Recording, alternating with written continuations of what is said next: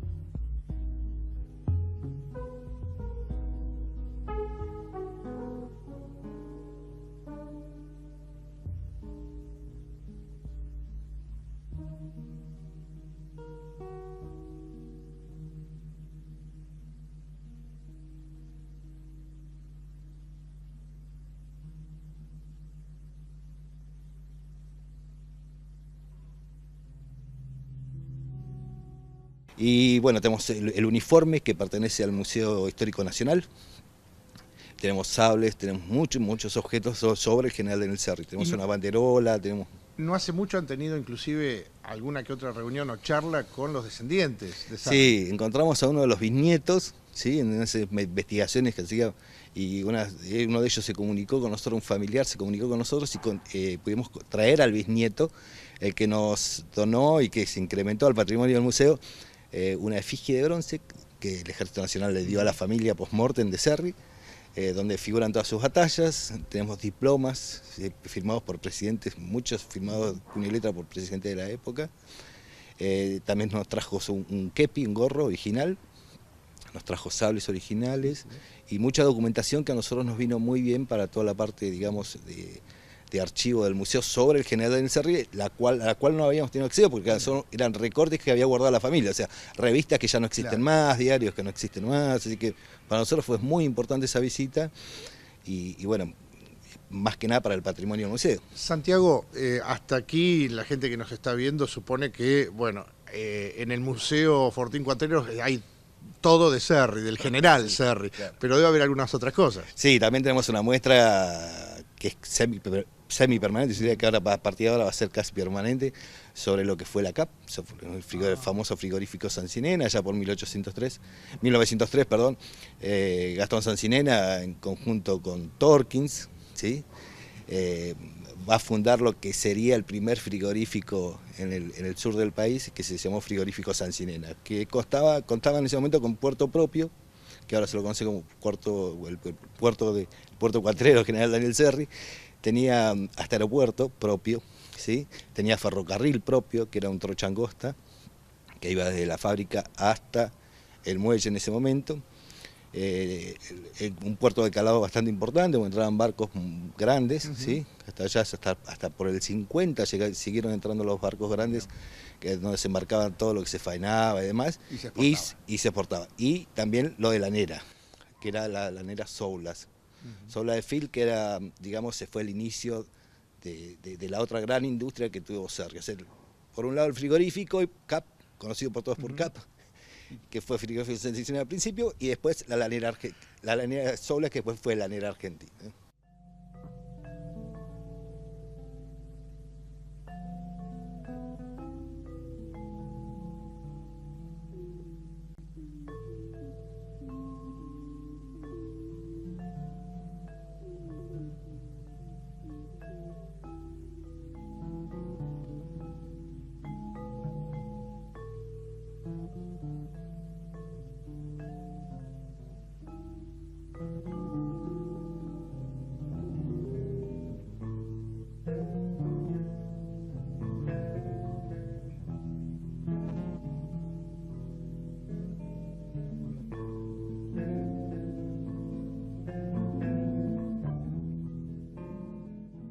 Santiago, todo esto y mucho más, toda esta documentación se encuentra allí. ¿Qué pasa con la gente?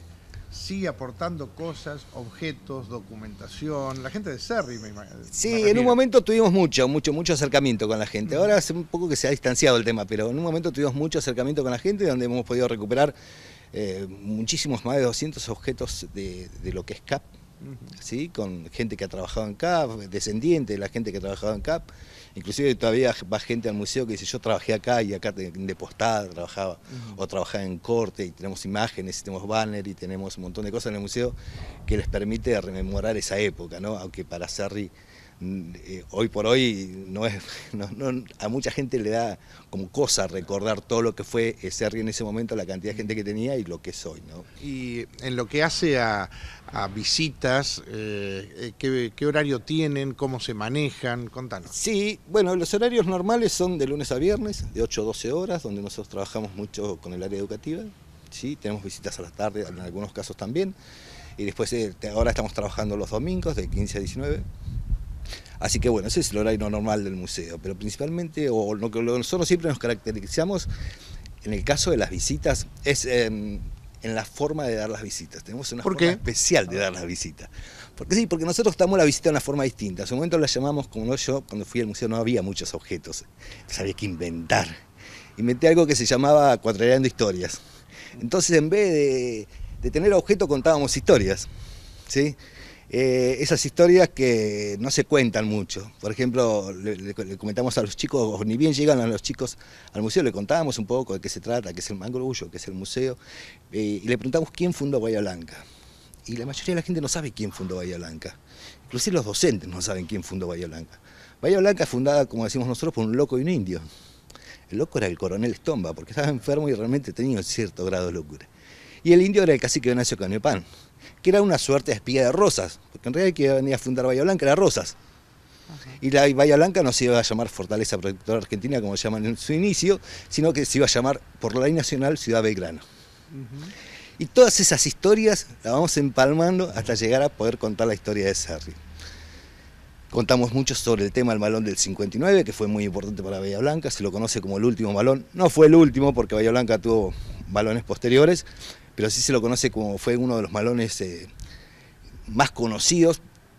Tampoco porque haya sido el más grande, tampoco haya sido el más sangriento, ni siquiera, como decíamos antes, el último. Sino que fue el que más documentación escrita quedó de ese malón. ¿Sí? Y entre ellos también es muy importante para nosotros contar sobre el malón del 59 y poner el lugar de... Siempre tratamos de situarnos cuando damos las visitas en el siglo XIX, así que a los pobladores originarios los llamamos indios. Decimos, son los indios. O sea que es un museo dinámico porque sí, está plagado de historias y de objetos, ¿no? que afirman esas historias. Hacemos que los chicos sean parte de la muestra. Algo que no he visto en otro lado. Nosotros a los chicos los hacemos tirar al piso, jugamos con los chicos, les enseñamos cómo eran los castigos en la época de los milicos. Los milicos hablamos siempre del siglo XIX. Claro. El porqué, el tema de los castigos, cuál era la importancia, también en eso todo siempre metido dentro de la vida de quien fuera el general Daniel Serri.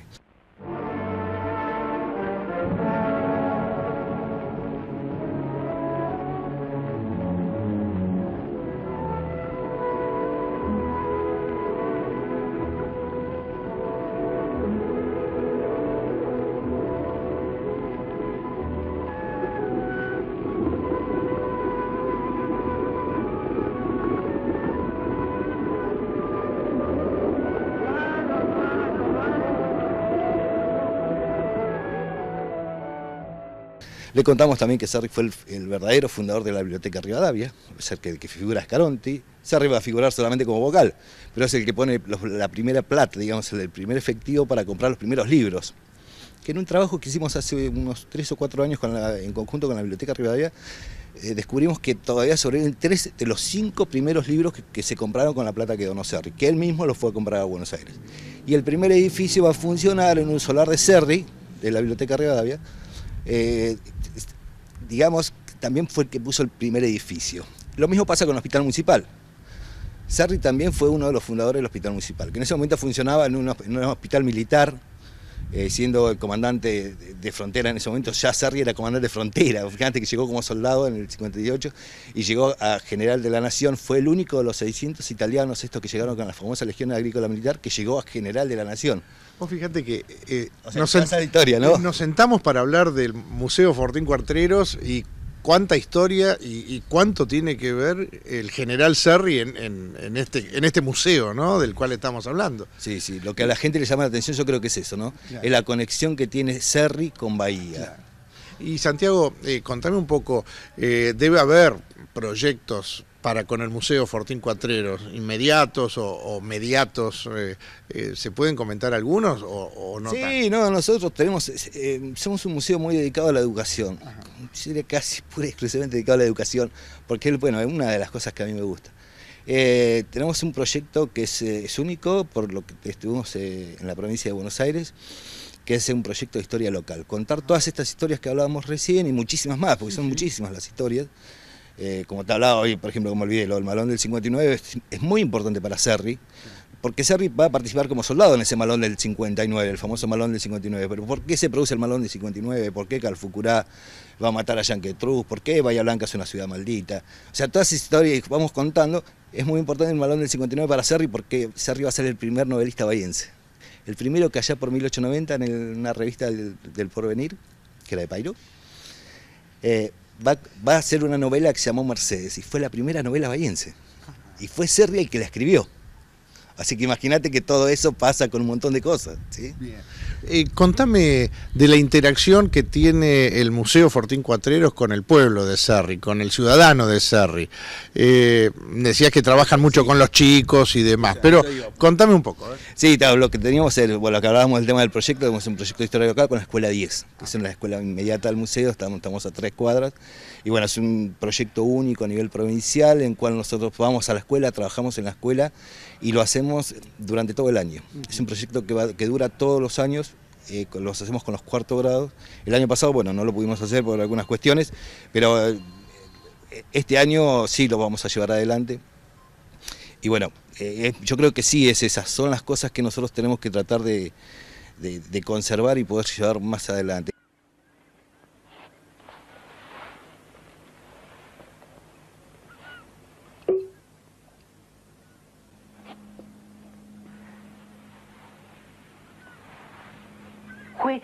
Fue la misma partida que lo llevó a usted, don Carmona. Ese escarmiento por ser amigo de Santos Vega. ¿De dónde sabes eso? Me encontraron espiando.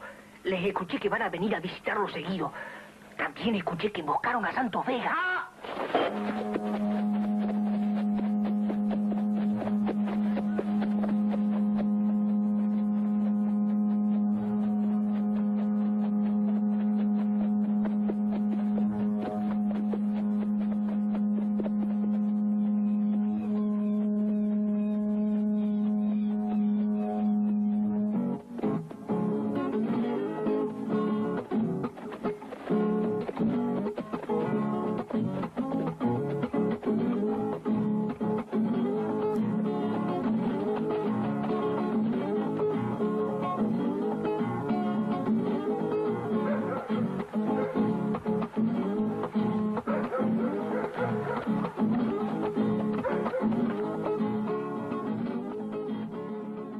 La gente cuando ve que las cosas no funcionan como ellos creen que tiene que funcionar, se hace muy difícil poder que esa gente se acerque al museo. Eso también es un tema a estudiar, ¿no? Pero bueno, en el 2014 encontramos un yacimiento arqueológico que fue muy difundido, atrás de la pulpería, que data de 1890, y eso trajo mucha gente.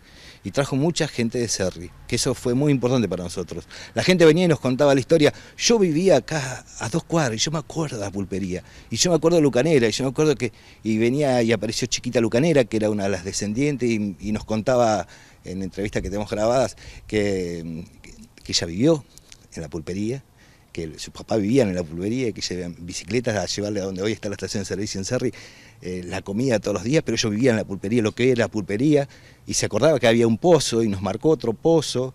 Y bueno, es un yacimiento que hoy lamentablemente está tapado, pero que hasta el año pasado lo trabajamos con la universidad mucho y con un excelente rédito para el museo, ¿no? Como patrimonio, digamos como patrimonio, nosotros lo usamos mucho como patrimonio para lo que es la difusión. Llegamos a tener hasta 1000 y pico de personas en un solo día solo para visitar el yacimiento arqueológico. Santiago, y si alguien de los que nos está viendo quiere hacer una visita, quizás en grupo o quizás una escuela, ¿cómo debe hacer?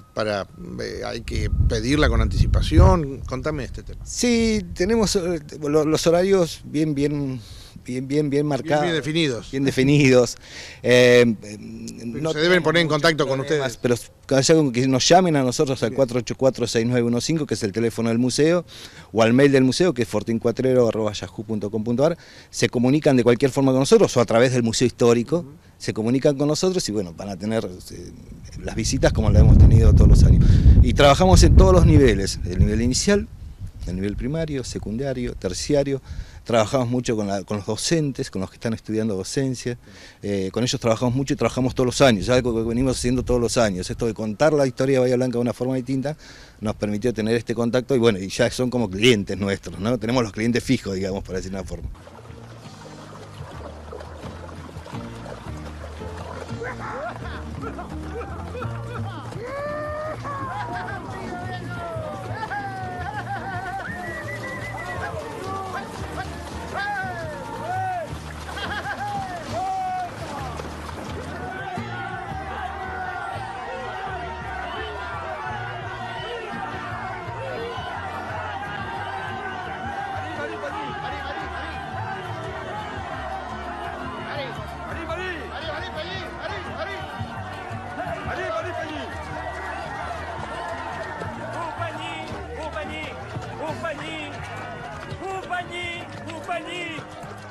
Huweni, Kemai Wentu. Huweni tadi, Huweni tadi. Tercia Pubani, Dai Huweni tadi. Kemai Wentu Penyi. Wentu, Kemai akui. Chantu Penyi. Pachi, Cabel. Montate. Manyung Chantu Wentu.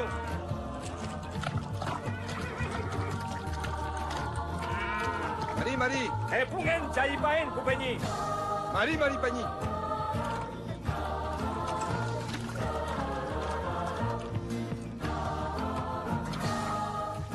Wentuta Lagun Chekelay. ¿Qué museo Fortín Cuatrero soñás, Santiago?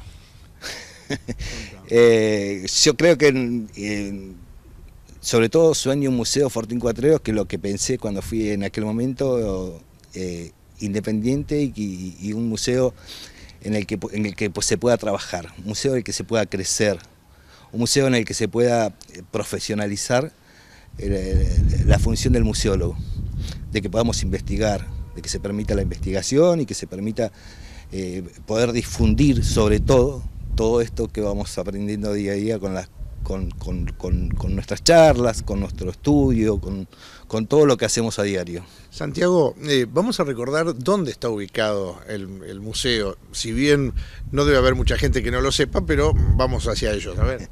Sí, nuevamente la gente cuando nos pregunta, dice, ¿dónde está el museo? Le decimos, ¿viste cuando vas a pescar? Bueno, allá está el museo. Pero bueno, una de las cosas es que está ubicado en la avenida Plaza Pernich y Alvarado, o sea, si van a Cerri, van a estar en el fondo de Cerri, digamos, para decirlo de alguna forma.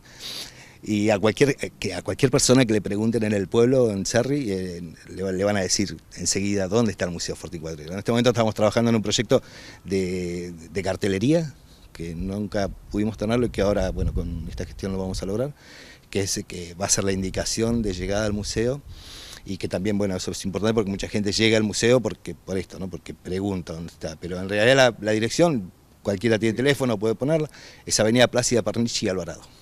Qué bueno que en este museo Fortín Cuatrero, como en otros, ¿no? Estos objetos que se encuentran allí hablen por sí solos y cuenten un poco la historia del lugar, como en este caso la de General Daniel Serri, ¿no? Esto es bueno.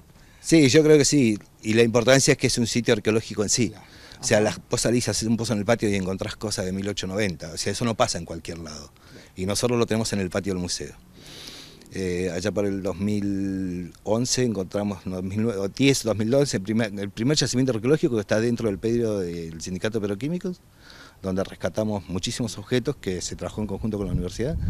Y bueno, y ahora en el nuevo, el anteaño pasado, en lo que fue la pulpería, en el famoso yacimiento conocido La Pulpería, rescatamos más de 2.000 objetos que están siendo estudiados por la Universidad Nacional del Sur. Fue un trabajo que se hizo en conjunto con toda la parte científica de la Universidad Nacional del Sur, que es en el Departamento de Arqueología, y que nos permite a nosotros, dentro de poco, poder tener esos objetos para mostrarlos, ¿sí? Y por ahí poder lograr o pretender lograr poner de vuelta en funcionamiento la pulpería, que esos objetos estén ahí. Hay vasos, hay botellas, hay huesos, hay muchísimas cosas que nos van a permitir contar una historia distinta.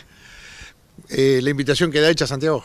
Sí, seguro, para todo el que nos quiera visitar, más que agradecido. Contemplen, suenen los clarines, con creces el tambor, cantemos con el alma libre, lealtad y gran fervor, aunando historia y presente en cada adversidad, al son del bien que será siempre la enseña a triunfar. Serri, Serri, gloria y honor. Serri, Serri, ímpetu y valor. Las manos todas al trabajo, progreso y producción. El tema no ha de ser en vano si hay fe y vocación. Venimos de la clase obrera, raíz de identidad, que soplan para esta tierra, hacer la ciudad